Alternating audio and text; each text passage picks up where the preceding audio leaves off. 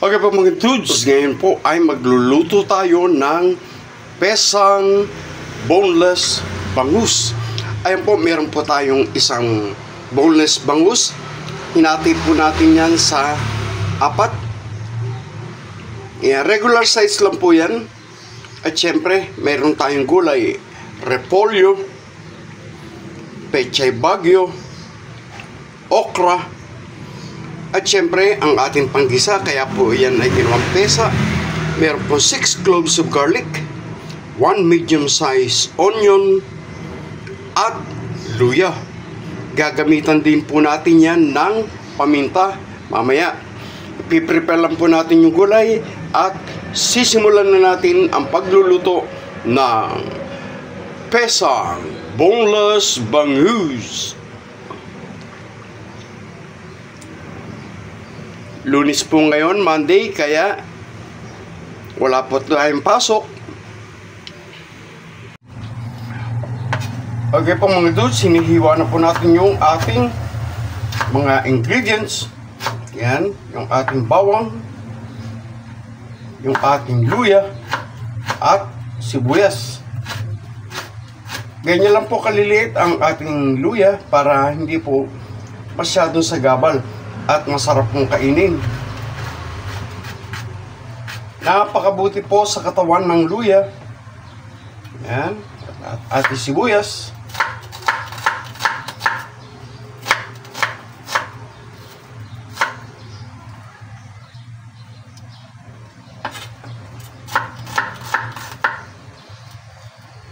Ganyan lang po. At malapit na tayo magsimula ng ating paggigisa.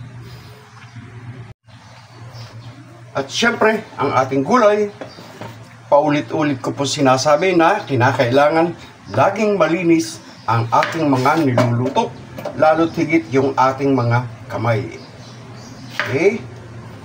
Pagdadalawan lang po natin yung okra, tapos yung pong ating repolyo. Since pesa po ito, ganyan lang po kalalaki ang aking ginagawa pagpesa. Yan.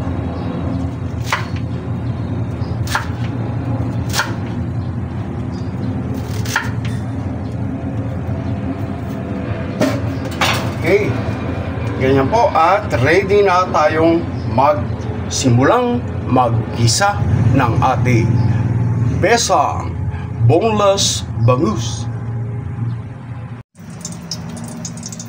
Okay po mga dudes, ngayon po ay nagpainit na tayo ng ating salangan. Ayan, nilagyan na natin ng konting mantika. Ayan. At uunahin po natin yung ating luya. Ayan.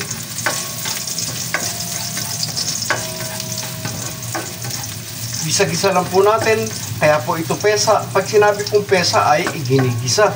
Yung pong nilaga ay hindi na po kinakailangan na igisa pa. Okay, pag lumabas na po yung aroma ng ating luya, pwede na po natin ilagay yung ating bawang. Yung pong iba, inuuna yung sibuyas, pero nasa diskarte nyo po yan. Nakasanayan ko lang po na talagang unahin yung bawang kaysa sa sibuyas. Halu-haluin po natin para hindi po siya masunog. Okay. Bawang. At yung ating sibuyas. Napakabilis lang po lutuin nitong ating ulam. Ayan. Since konti lang naman po ito, mas lalong mabilis.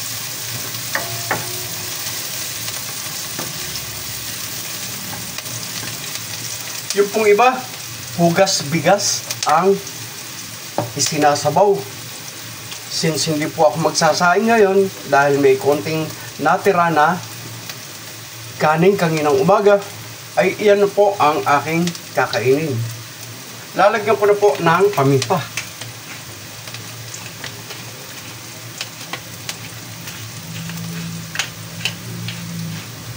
Yan.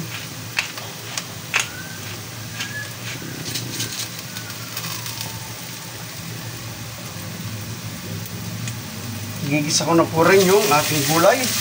Yan. konting-konting isa.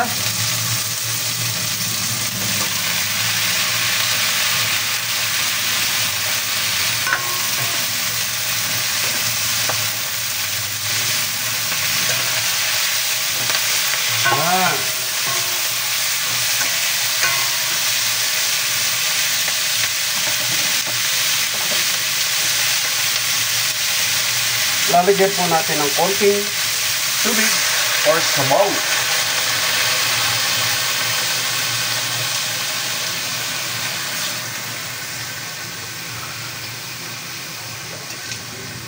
Yan. Asin.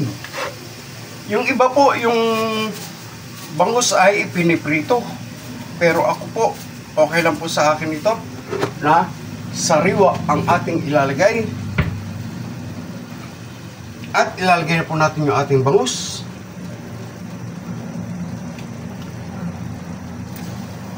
Yan.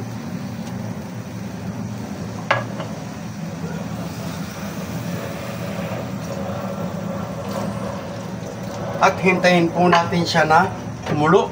Takpan po natin.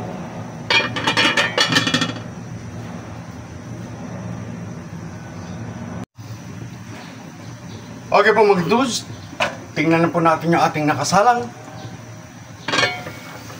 Ayan po at nagkukuluan na. Ayan. Hintayin lang po natin na maluto ng todo yung ating bangus. At presto, luto na ang ating pesang boneless bangus.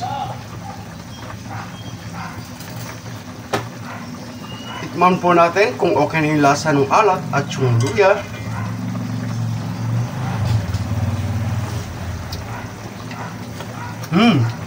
Oh, yummy! Simple ba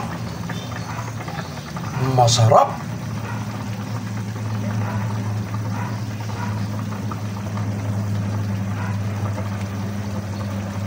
Hintayin lang po natin na maluto ng todo yung ating bangus at okay na po yung ating pesa. Kung gusto nyo po na half cook yung gulay, okay lang po na yan. Pwede na po yan. Yan. At pwede nating patayin na ang ating apoy.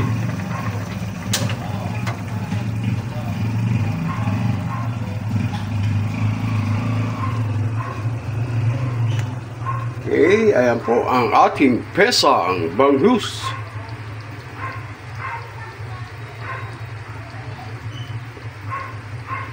Kung may leeks po kayo, pwede rin po lagyan ng leeks. Dahil yan lang po ang available natin na gulay, kaya yan po ang ating inilagay. Pwede rin po yung pechay Tagalog.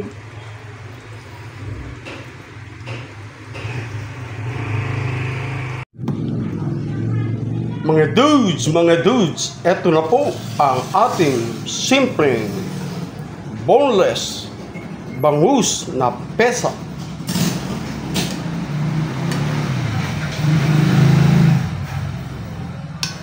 So yummy and healthy gulay.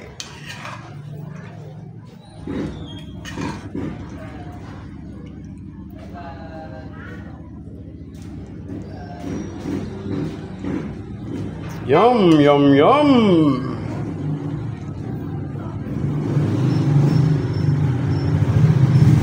Healthy food.